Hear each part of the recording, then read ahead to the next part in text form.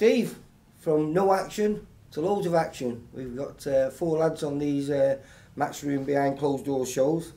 Should we just run through them quick or what? Yeah, I mean, like you say, it's 3.5 months now, and it's since we did a show, and we've been in lockdown, and there's not really any boxing, but it's good now, and it's something to look forward to, the fights coming in. Yes. What we're going to talk about now is the 4 shows that Matchroom have got. We've got 1 on each show, so we're very, very lucky. And 4 proper fights as well. Well, Really good fights. You look at them there, it's not just 4 fights, I think nearly all the fights. You've got like... No, I meant for our lads though. 4 shows of 5, there's 20 belting fites on, isn't There is, he's done well, he's give him credit, hats off. Yeah. But we're just going to talk about our lads. Yeah. Arguably one of the hardest one there, we've got Nathan Bennett against Dalton Smith. Yeah, I mean, he's an underdog, isn't he, because of the amateur experience that Dalton's got and the way he's performed as a pro. But, you know, take away the loss, which we didn't feel was a loss. You know, Nathan's basically had a perfect start to his pro career as well, as experienced amateurs. So it's in my eyes a 50-50 fight. You know, I've had an £100 bet with Sonny Edwards, and really that was a bit silly because I've probably got 3-1 at the bookies. But you know, I believe Nathan's capable of doing it. So £100 off Sonny Edwards will be better than £300 off the bookies. Yeah, no, it is. It's a tough fight, but one. Yeah, but it's a good fight, and when you say it's a tough fight, I mean, if he wouldn't have took that fight, he wouldn't be fighting at all, you know. And we've had him down for be fighting another VIP boxer, Kane Gardner, for the Central Area title fight. And win or lose, that could be his next fight anyway. You know what I mean? Obviously, there's no options or anything on this fight, so it alleviates him into a big fight, and hopefully Eddie you use him again and pay him, you know, more money than what we can pay him on our VIP shows. So it's possible that might go out of the way, but if he loses, you know, it's still a fight to bring him back in. Yeah, and great exposure. Yeah, and as you said, it's guaranteed to be a great fight, whatever the result is. And the kid wants it as well, which is a good thing. He knows it's an hard fight, but you know, like you say, you know, he's coming to boxing to do something, and just beating bums ain't going to make you a living, and so he wants to step up. Yeah, because he's got a young family.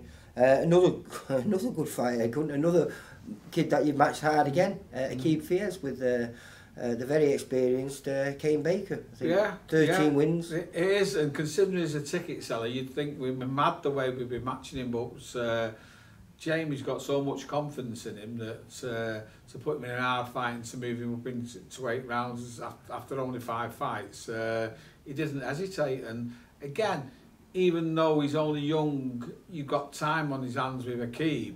He's a ticket seller, and you can progress him in a slower way.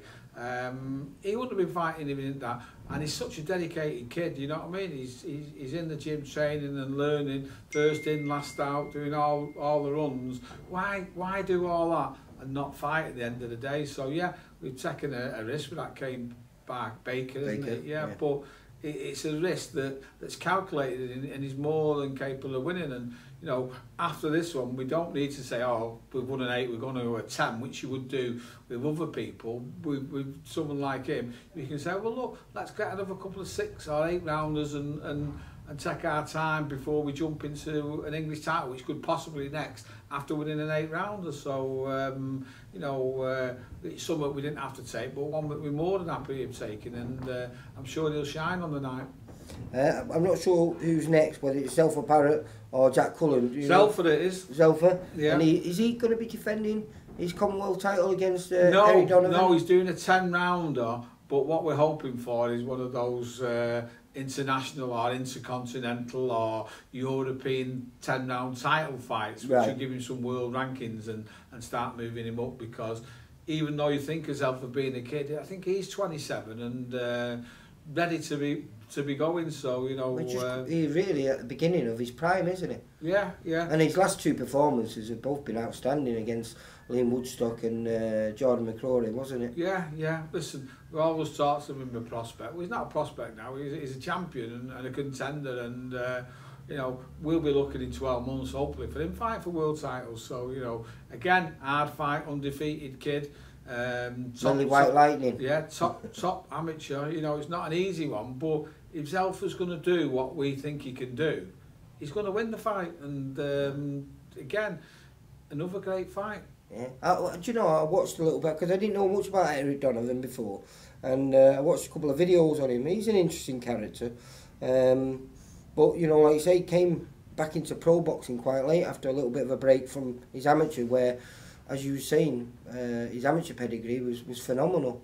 I think 5-6 times national champion, and should have gone to the Olympics, but through his own fault, he never quite made it to him. And he ended up boxing for the Kazakhstan team in the World Boxing Series. Right, well, you're telling me stuff I didn't know. I mean, I did look at his amateur pedigree, and it was good. And I've watched a few of his fights there, and he's decent. And you know, these are the kids that Zelfa's got to beat. So, well, looking forward to that. Without a doubt, this is the best opponent that he's been in with Zelfa, because I looked at the kid's records, and when he won the national lightweight title in Ireland, but the kid, I think, was unbeaten. He had 5 wins and a draw on his record. Not being disrespectful for the opponents he's had as a pro, Zelfa's a completely different level. Yeah, totally. And I'm hoping that's what he finds out on the night. Yeah. And by the time he steps into the ring, he's going to be 35. Yeah. So obviously everything should go in. Well, that's probably one of the reasons he's took it as well. Yeah.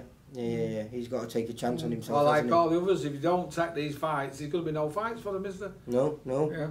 And then the last one, we're not sure of his opponent now, because it was all set. It was the first fight made that we heard about. Yeah. It was him and Jason Quigley. Yeah, and Jason Quigley announced it before we even knew about it. You know, we took it for an earlier date, which got postponed at the MEN Arena. I think it was on the Us White bill. Yes. It got cancelled, and we never spoke again to Eddie about it happening again. We didn't know. Then we seen that Quigley put this statement: "I'm training and I'm fighting Jack Cullen." And so when I got a text off Eddie saying that he'd pulled out the night before it should have been announced, which would have been Thursday because we announced the show on Friday, very, very surprised. I don't really know what the full circumstances are. Apparently he's struggling with a training camp, but he's been in it for 6 weeks, so it's disappointing, but fair play. They're keeping him on the show. They offered the fight to Marcus Morrison the same day, which should have been last Thursday.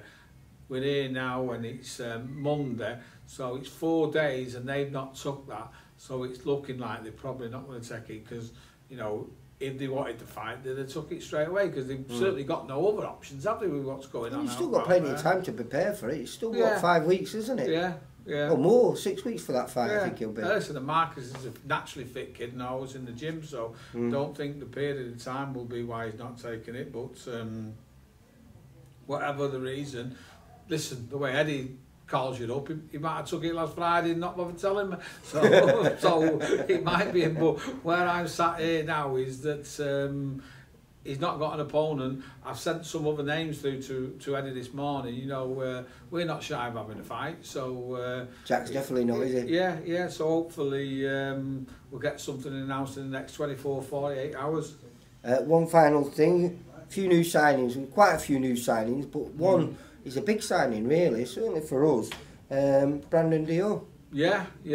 Come out of the blue, that, because I didn't know he was out of contract. But what a terrible story when I heard what had happened. You know, turned over as a young kid. I think he was 18 when he turned pro. He'd won 8 national titles, a couple of ABAs as juniors, and turned pro. Only had 4 fights.